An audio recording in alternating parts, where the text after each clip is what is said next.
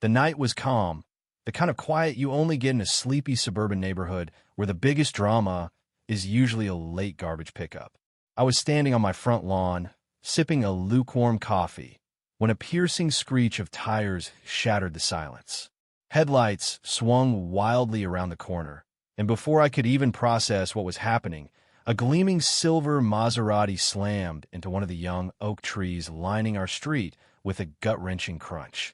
Metal twisted, glass shattered, and steam hissed from the crumpled hood like some furious beast.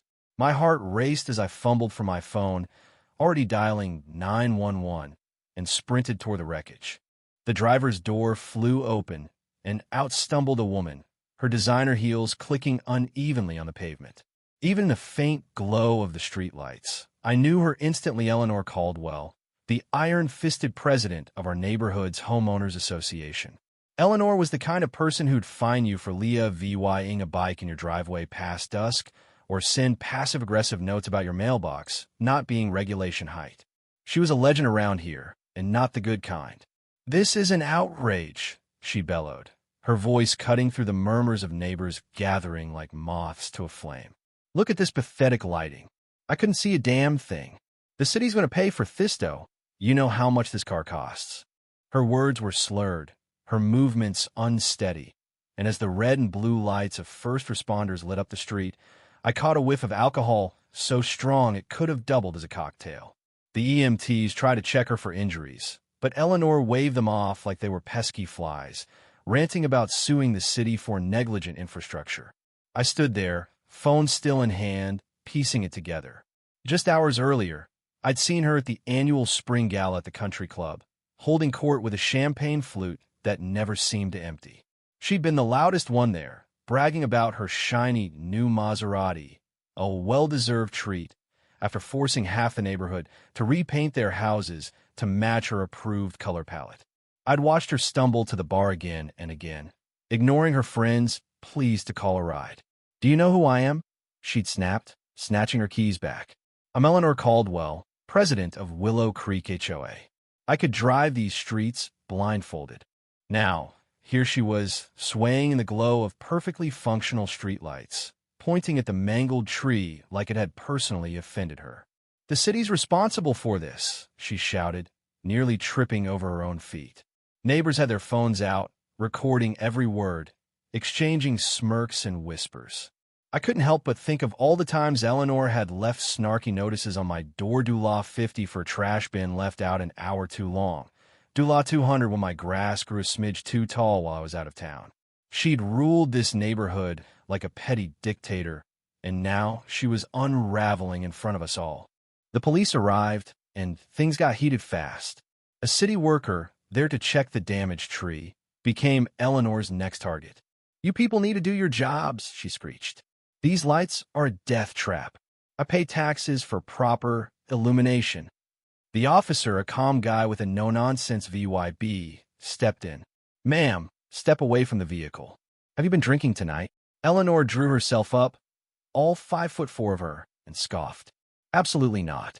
One glass of champagne, hours ago. Do you know who I am? I run this entire neighborhood. I'm the reason your property values aren't in the gutter." The officer didn't flinch. "Ma'am, I need you to take a breathalyzer test." Eleanor crossed her arms, her face a mix of indignation and panic. "I will do no such thing. I have legal immunity as an HOA official. Talk to my lawyer about the city's liability for this hazard." That's when the officer's eyes narrowed.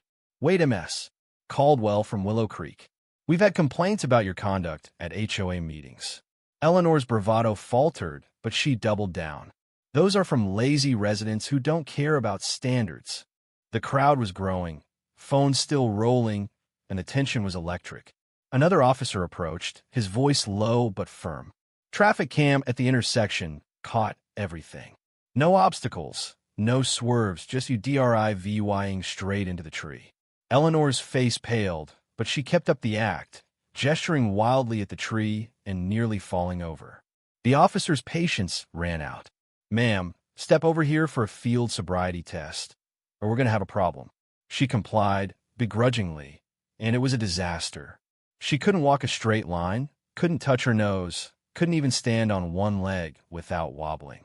The breathalyzer was the final nail. Her blood alcohol level was nearly twice the legal limit. "Do you understand I'm the only reason this neighborhood has any class?" she slurred, jabbing a finger at the officer's chest. "My brother-in-law plays golf with the mayor." But the cuffs were already out. "You're under arrest for driving under the influence, reckless endangerment, and obstruction of justice," the officer said, his voice steady as he guided her to the patrol car. Eleanor's facade crumbled. Mascara streaked down her face, and she sobbed, her voice muffled through the cruiser's window. "You're arresting me for what?" The once untouchable HOA queen looked broken, her Maserati a twisted heap being loaded onto a tow truck. By morning, the story was everywhere. Neighbors vy Deos hit social media, and local news ran headlines like "HOA tyrant crashes Maserati, blames city lights," and "drunk HOA president arrested after tree collision." The internet ate it up, with comments pouring in from strangers across the country, roasting Eleanor's entitlement. The kicker? That tree she hit was part of a city beautification project she'd fought tooth and nail, calling the oaks ugly hazards that didn't fit her upscale vy shown. The city council had overruled her, and now one of those trees had stopped her in her tracks. 2 weeks later, Eleanor stood in court, her designer suit a stark contrast to her defeated expression. The judge wasn't swayed by her tearful claims of community care VYC or her spotless record.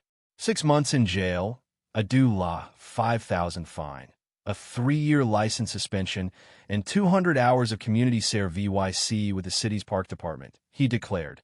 She had to pay for the tree, too. Eleanor's jaw dropped. 6 months? But I have an HOA to run, she stammered as the bailiff led her away. The courtroom was silent, but you could feel the collective satisfaction rippling through the crowd. As I watched her go, I couldn't shake the mix of shock and vindication. Eleanor had terrorized us for years, hiding behind her title and her clipboard. Now, she was just another cautionary tale, her fall as spectacular as it was INE table. The neighborhood felt lighter already, like we'd all been holding our breath. So what do you think? Was Eleanor's punishment fair? Or did the judge go too far? Should HOA presidents have the kind of power she abused? Or is it time to rethink how these groups operate? And let's get real, would you have recorded her meltdown?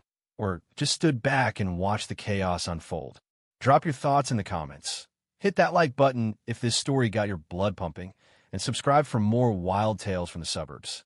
Let's keep the conversation going.